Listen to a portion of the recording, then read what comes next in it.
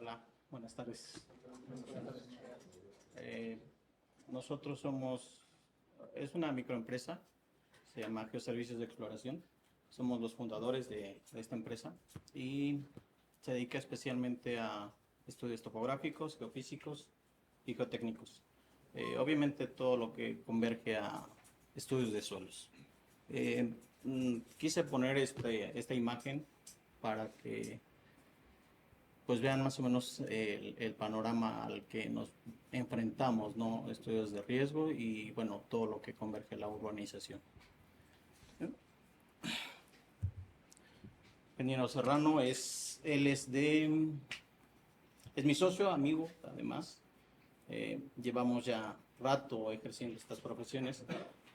Él es muy bueno en la geofísica, se complementa conmigo que soy geofísico y tengo la técnica en topografía y pues relacionamos esos dos métodos en compañía del ingeniero Alain que nos apoya con la parte de la geotecnia.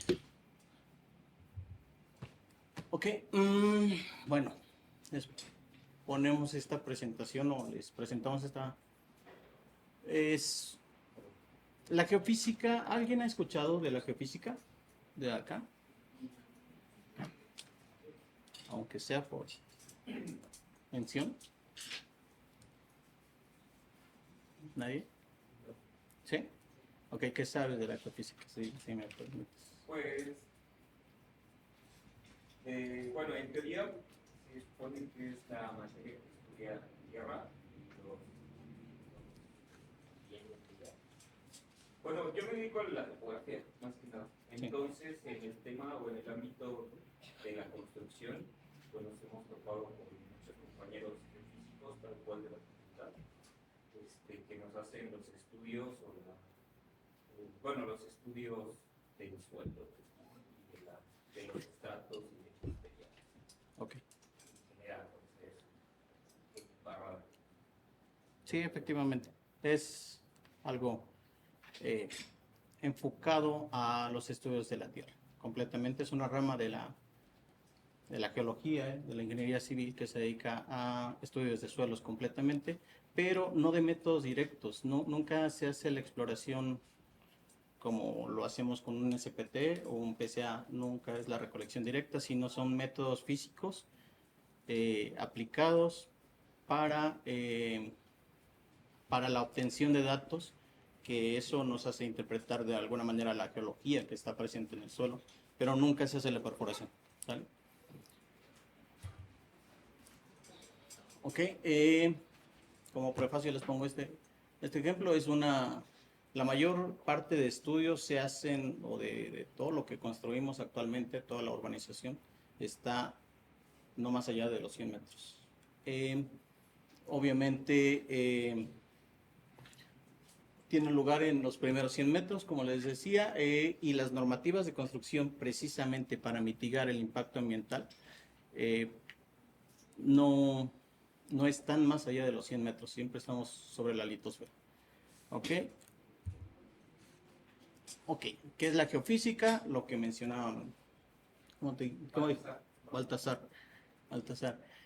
La geofísica, mediante métodos indirectos como lo es la gravimetría, magnetometría, la sísmica y la geoeléctrica o la eléctrica, analizamos la superficie de la Tierra y interpretamos por esos datos de superficie o recolectados en superficie, interpretamos todo lo que es la geología a profundidades.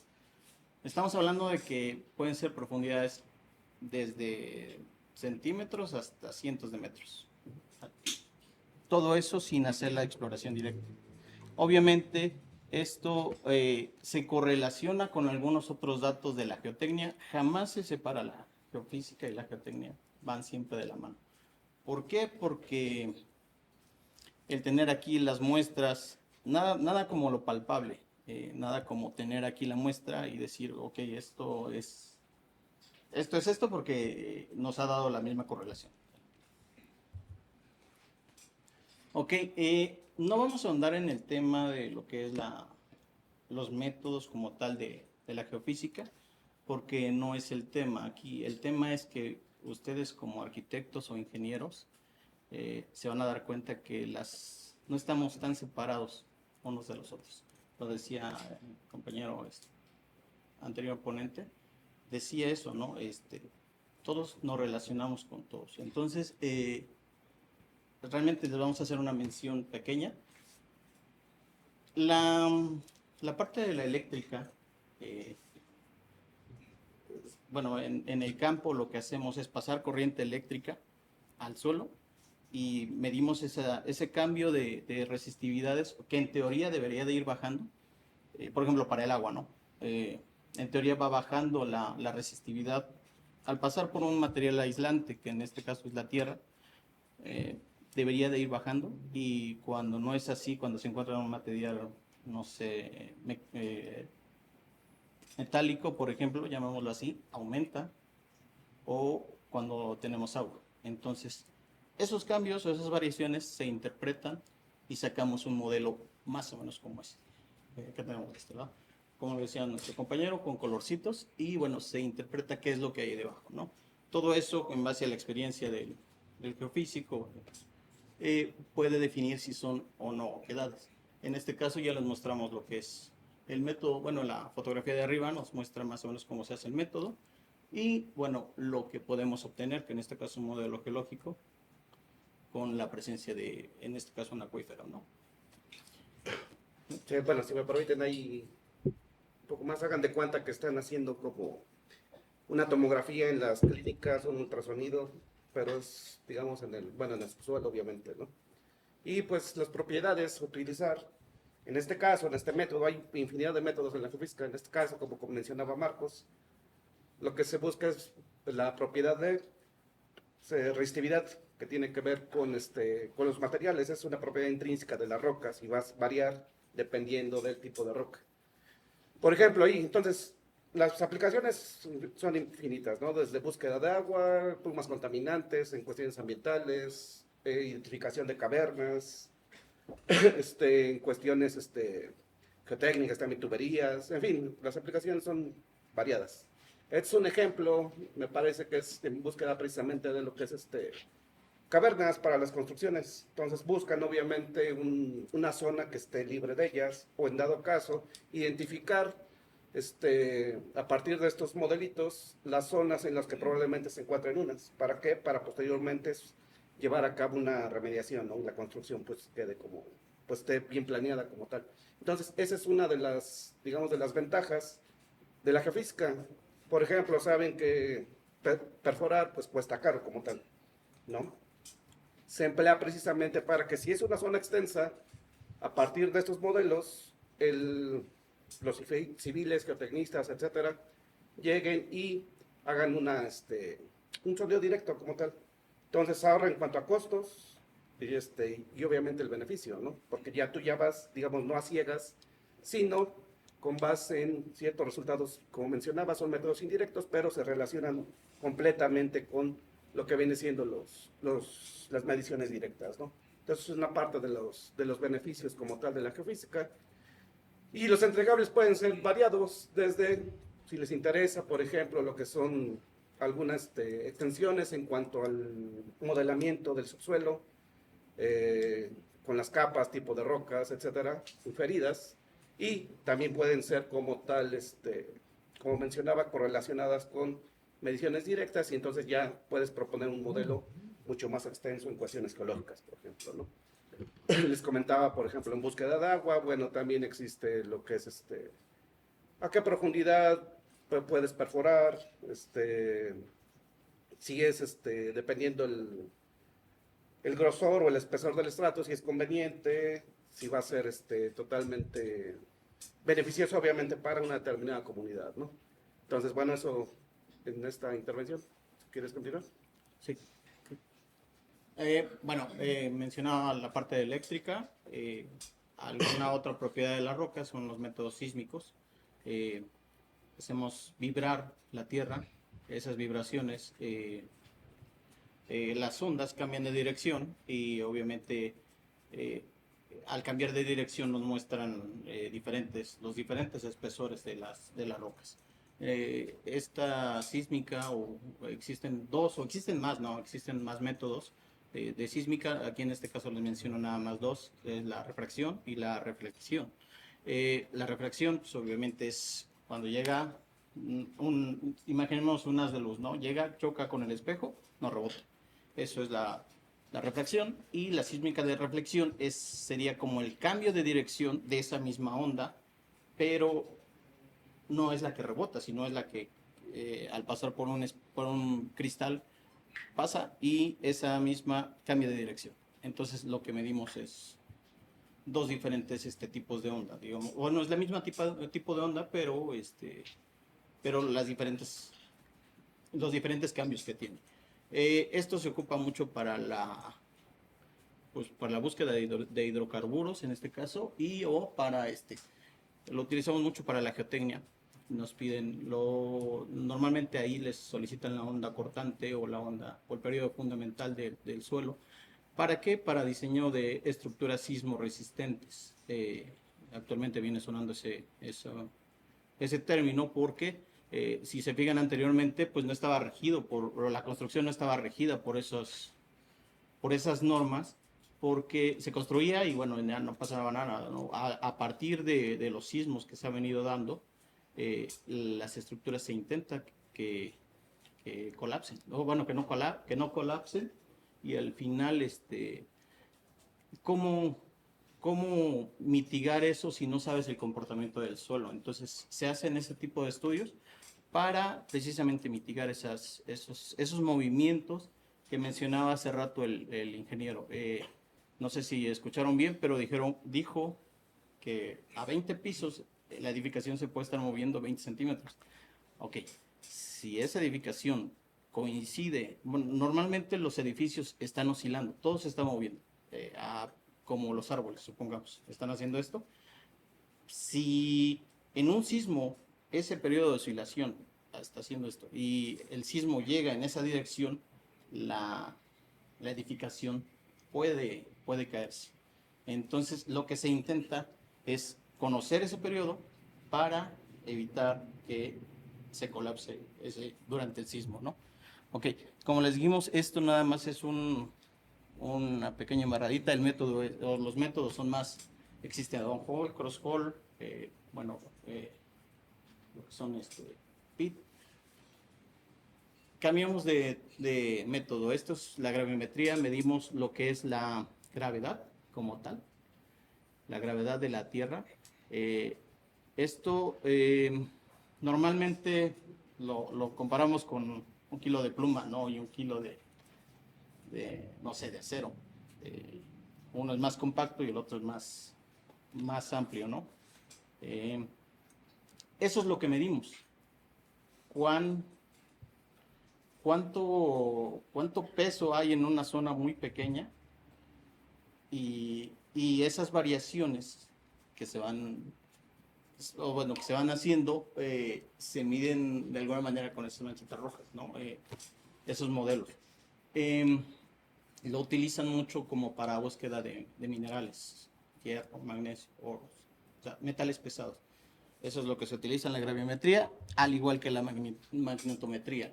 Igual, de alguna manera se utiliza el método saben que un material de fierro, por ejemplo, produce cierta variación al campo magnético de la Tierra, norte-sur, y no sé si han escuchado que de repente van con la brújula, o los que van al campo, no sé si vayan, pero de repente la aguja cambia de dirección. Eso es por afectaciones de magnetita, por ejemplo, que están asociados con otros yacimientos minerales, digamos. Sí. Vamos a regresarle tantito a la tesis. Sí. La anterior. Fíjense, hay, por ejemplo, muchos, bueno, todos creo que están relacionados, vienen, no sé, de topografía, no sé qué otra área es, civil, no sé, de técnica, ¿no? Esto es uno de los métodos, el que mencionaba mi compañero Marcos, el sísmico. Pues todo el mundo ha sentido un sismo, ¿no? Al final de cuentas.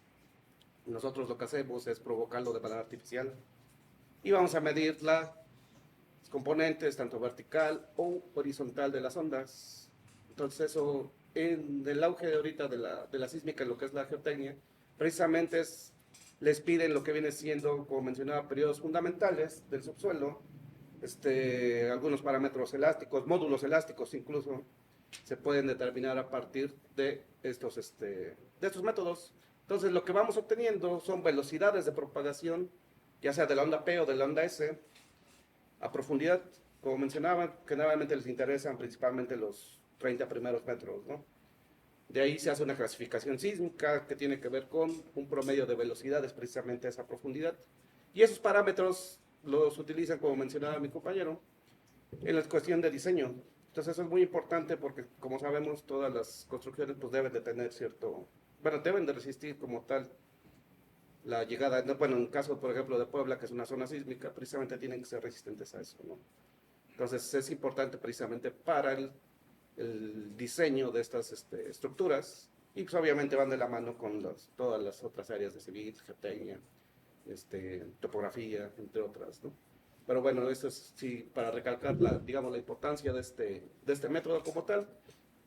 En cuestiones de gravimetría y magnetometría, se miden como tal variaciones del campo magnético, campo gravimétrico, y bueno, igual, en cuestiones, digamos, como de geotecnia no tienen tanta aplicación, pero porque son más regionales, ¿no? Generalmente se utilizan aviones, o lo puedes hacer también de manera terrestre, pero, digamos, la información que te da muchas veces digamos, para el área esta de la geotecnia, pues es mínima, pero pueden identificar fallas a nivel regional, estructuras, en cuestiones de hidrocarburos. Entonces, pues digo, ahí se complementan esos métodos, ¿no? Entonces, bueno, nada más para esta parte de esto.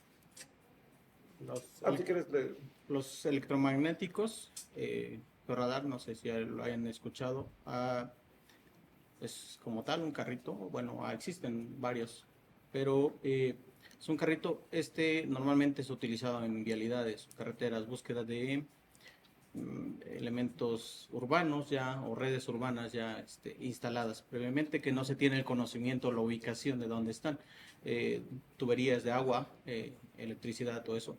Este método lo que hace es producir un campo eléctrico y medir la variación que se tiene con el campo magnético. ¿Estoy en lo correcto? pues son ondas electromagnéticas. Entonces ya al encontrar discontinuidades, bueno, este método es de alta resolución, es uno de los de más alta resolución. El funcionamiento pues, utiliza ondas electromagnéticas como tal y nos puede dar, ya mencionaba, tuberías, fallas, fracturas. Y bueno, trabajan los métodos a diferentes frecuencias. Eso indica que puedes explorar desde 1 metro de profundidad, medio metro de profundidad a gran resolución, o también a 20, 30 metros, ¿no?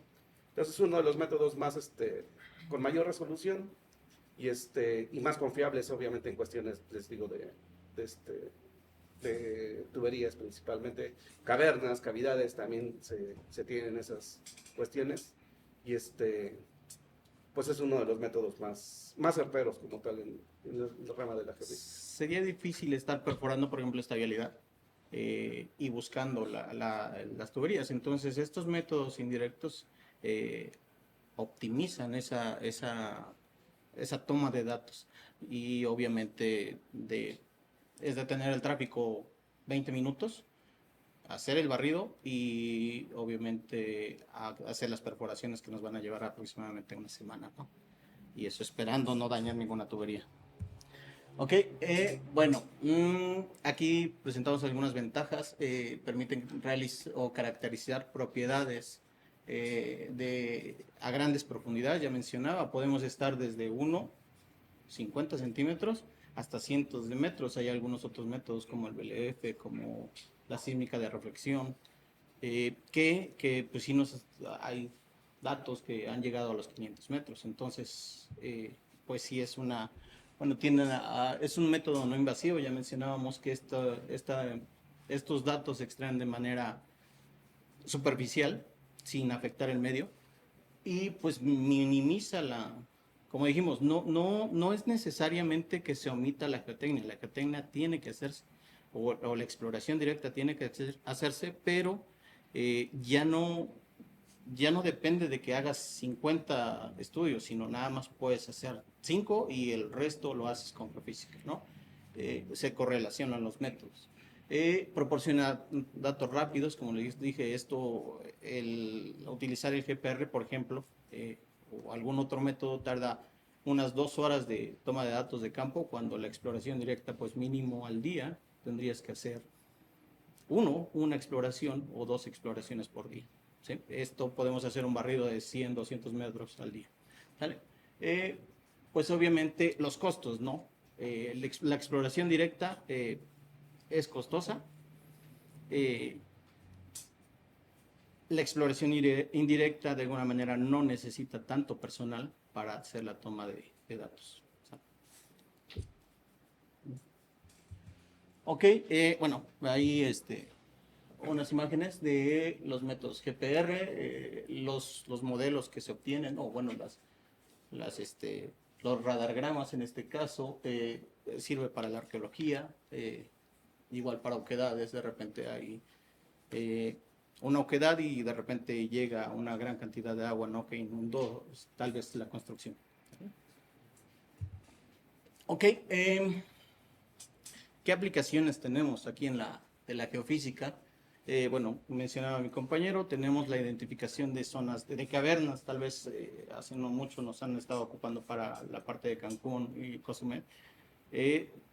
La zona es propensa a tener bastantes oquedades y con este tipo de métodos pues es más fácil obtener la información de que existe o no la caverna, ¿sale? Sin hacer la exploración. Ya posteriormente tendría que hacerse la exploración para corroborar esa información, ¿sale? Pero solamente puntual, ya no es necesaria la regional, ¿no? Para estudios geohidrológicos, pozos de agua, estudios sísmicos, como lo mencionábamos, periodos fundamentales de movimiento del suelo para el diseño de estructuras sismorresistentes, la evaluación de la integridad de elementos estructurales. No sé si han escuchado de los pilotes, se evalúan con este tipo de métodos. Normalmente cuando se construye, por ejemplo, un pilote, ¿no? Se cuela y no se tiene la certeza de que ese concreto haya llenado toda la estructura. ¿Cómo sabemos? Pues una es perforando, ¿no? Pero perforar dentro de una pila es caro y pues obviamente no. Entonces se utilizan otros métodos, en dump hole, cross hole, se dejan ahogadas tuberías y se hacen pasar una especie de sondas ahí adentro y se va midiendo si de verdad tienen la integridad o no, para garantizar el elemento estructural, ¿no? Algunas otras pruebas son el PIT y el PIT.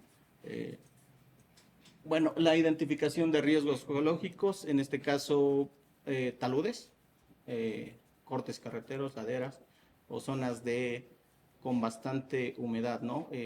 Tienden a deslavarse, o en cerros probablemente, no fallas, fracturas. Y bueno, ok, mencionamos algunos casos de éxito se han diseñado bastantes cosas muy grandes gracias a la conjunción entre la geofísica y la geotecnia. Algunos de ellos, por ejemplo, la imagen que está de este lado es el tren, el Eurotúnel, que conecta a Francia con el Reino Unido, ¿no? No sé si están enterados de ese, pero es un mar muerto, ¿lo correcto? Pasa debajo del tren, debajo del mar, y hay una capa de caliza, hay una capa de arcilla, y entre esa hicieron un túnel, o hicieron 2 túneles más bien, y que conectan a un país con otro, ¿no? Y se estudió, ahí se utilizó la sísmica y estudios eléctricos para la estabilidad de ese tipo de arcilla. Igual la presa Hoover en Estados Unidos, igual sismología, ahí se utilizó sísmica para buscar un estrato competente para lo que fue la integridad de los pilotes o la estructura. y digamos que soportar esa carga de esa presión, ¿no? Igual monitoreo de los Andes, por ejemplo, normalmente eso son placas, se llaman placas de subducción. Los Andes cabalgaron a un continente, ¿sí?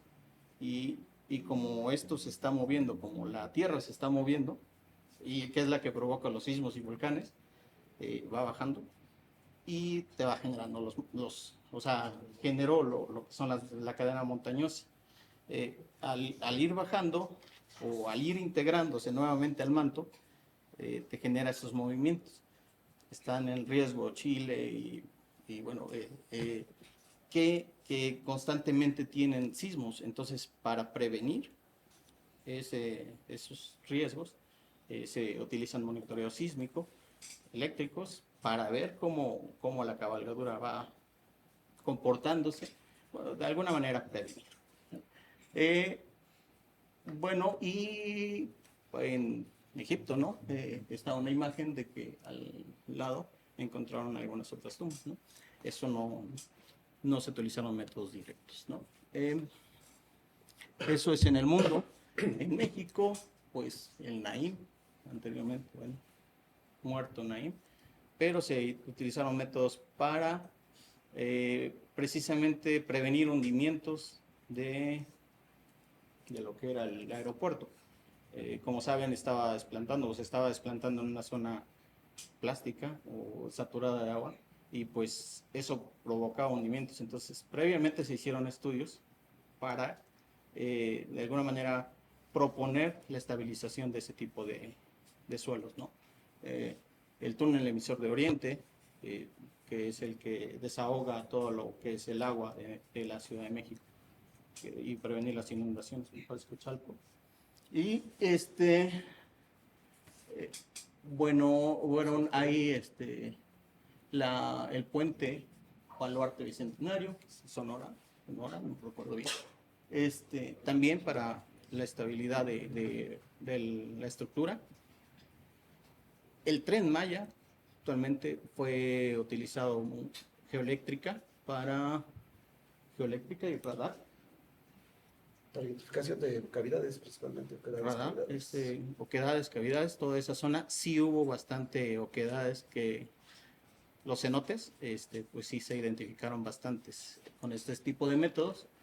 Y obviamente, conforme estaba ejecutando el proyecto, se dieron soluciones en esos momentos, ¿no? Y bueno, los estudios geotécnicos de la Ciudad de México. A partir de los sismos del 85, se reformó todo lo que fue pues sí, todo el código de construcción de la Ciudad de México, para prevenir el tipo de desastres que se dieron, ¿no? Bueno, normas y regulaciones, probablemente no las conocen, porque les digo, se vienen dando. La geofísica es una carrera relativamente nueva, 50 años, 70, 50, 70 años aproximadamente que se empezaron a utilizar este tipo de métodos. En México tendrán unos 25, 30 años, no creo que tengan más, pero pues sí se vinieron dando de alguna manera para mitigar. La sede, la NOM 001, establece necesidades para aterrizar, bueno, lo que es o sea, una descarga eléctrica. Se hacen estudios de la resistividad del suelo, para que cuando, por ejemplo, cae un rayo a un edificio, pueda desahogarse mediante una varilla o varillas o deltas, diseño de deltas ahí abajo, que puedan de alguna manera no afectar a la construcción o no energizar la construcción, sino desahogarla completamente. Igual, el reglamento de construcción del Distrito Federal, bueno, pues que se tienen que realizar estudios geotécnicos y geofísicos.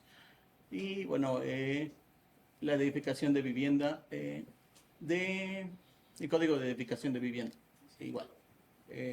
Algunos no lo mencionan directamente, son como directrices, como que te dicen, puedes complementar los estudios geotécnicos con este tipo de métodos.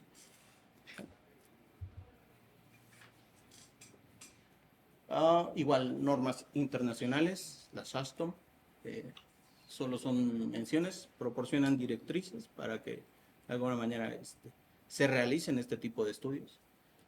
Incluyendo normas europeas, ¿no? Existen que solo son por mencionarlas. Y bueno, ¿sí?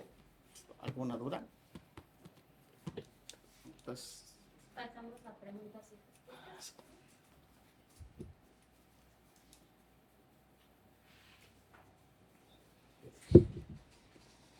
ahora sí. Del tema de los equipos, ¿qué tan costosos son? Pues sí, son costosos. No es que te cueste, no sé, 5,000 pesos, ¿no? Sí, no. Sí, son. Hablamos de un rango, a lo mejor el más barato de 100,000 pesos. Y de ahí para arriba. Entonces, obviamente encuentras rangos de precios, ¿no? Con los, digamos, los más modernos ya te automatizan la toma de datos, pero pues te cuestan, no sé, 1,500,000 de pesos. Entonces, pues ahí tienes que ver, ¿no? Pero sí, en cuanto a instrumental, sí es un poquito caro. Ahora, eso es caro precisamente por la adquisición de datos, o sea, la precisión que manejan y el tiempo de ejecución que te llevaría a hacer 10 sondeos, pues obviamente se reduce bastante el costo. En obra, creo que los que trabajaron o trabajan en obra saben que el tiempo, dinero. Entonces, entre más rápido se vaya eso, pues obviamente es. Bueno, en la aplicación, cada método más o menos qué rango tiene, digamos, en superficie. No profundidad, sino en superficie, Lo que tú quieras. lo que tú quieras. O sea, tú puedes medir, no sé, 5 metros o 500, 1000, lo que Y ya quieras. hacia la profundidad. Sí. ¿Cómo se cobra la exploración? ¿Por metro cuadrado, lineal, profundidad o tiempo? Pues hay unos por metro lineal. Por metro lineal. Sí. Como que no está tan estandarizado, o sea, no es, como no muchas empresas se dedican a este tipo de estudios, no hay como una tabla o valores unitarios que te digan, esto se va a cobrar así, ¿no? O sea, realmente nosotros como empresa, lo que hacemos es medir el tiempo que nos vamos a llevar en campo, el tiempo de que vamos a utilizar el equipo y el tiempo de procesamiento. En base a eso cobramos el estudio. Bueno, ustedes se basan más al tiempo, entonces, como su empresa. ¿Así Sí. se manejan ustedes? Es que entra todo, ¿no? Bueno, Obviamente, sí, viáticos, número también, Personal. de tendidos que vayas a realizar, ¿no? Entonces, todo eso pues lleva ¿cómo se llama? Es una planeación, un presupuesto. Pero sí están dentro de los rangos que de otras empresas. O sea, no es como que estés o muy arriba o muy abajo. Entonces, las empresas se manejan, por decir algo, ¿no? Una tomografía eléctrica, en un rango de unos 100 metros, estará con 10,000, 12,000 pesos. ¿Y el tiempo de entrega del estudio? Depende obviamente la cantidad de tendidos que vayas a hacer. Por ejemplo, Sí. Sí. no es lo mismo una mina, por ejemplo, que hacer un estudio para un edificio. El edificio es de manera local y la mina es de manera regional. Entonces, sí, varía. En cuestiones, digamos, de geotecnia o de civil, como no son trabajos tan grandes, a lo mejor unos 15 días, 10, 15 días. Obviamente podemos dar una pre en 2, 3 días. Podemos decir, ¿sabes qué? Sí o no. O, por ejemplo, que se solicita, no existe lo que da, ok, se ve desde el inicio, no existe, sigue, nada más nosotros ya el informe, pues obviamente tarda un poquito más en lo que aseguramos esos datos. Porque se correlaciona la información, no es como que el equipo nos diga, sí, aquí está lo que da, ¿no? O sea, sí se necesita del procesamiento, de meter datos, de investigar la geología, y si tenemos datos geotécnicos, pues qué mejor, ¿no? Todo eso se hace en conjunto.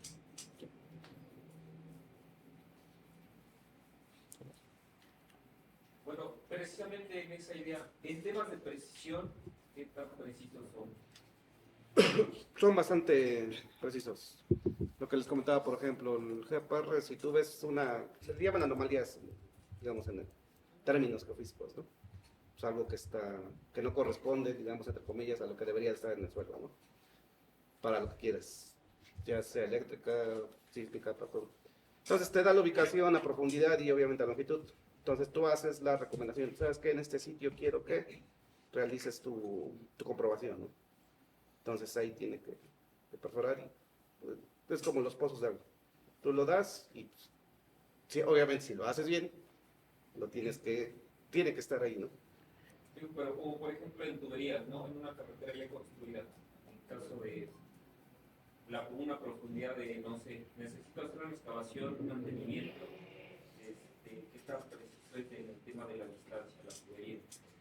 En cuanto a profundidad, Ajá, así es. por decirte, a lo mejor tiene una impresión de unos 10 centímetros. 5 o 10 centímetros. O sea, la zona de la DAM, es que depende mucho de la experiencia del geofísico, del que interpreta los datos. El equipo pues te va a mostrar variaciones donde quiera, ¿no? Pues a veces hasta con el mismo jalarlo y tocar con un volardo, por ejemplo, en la carretera, te genera una variación. Ahí la experiencia del geofísico, del que toma los datos de campo, pues tiene que decir, pues esto ya sé que es un volardo, aquí tengo datos erróneos, ¿no? Y seguirse con lo siguiente, ¿no? Entonces es mucho la experiencia del geofísico. Pero de presión son precisos. Entonces, damos por terminado esta conferencia. Les damos gracias al ingeniero Marco Hernández y al ingeniero José Serrano por contar con su apoyo. Y estamos Entonces, Gracias.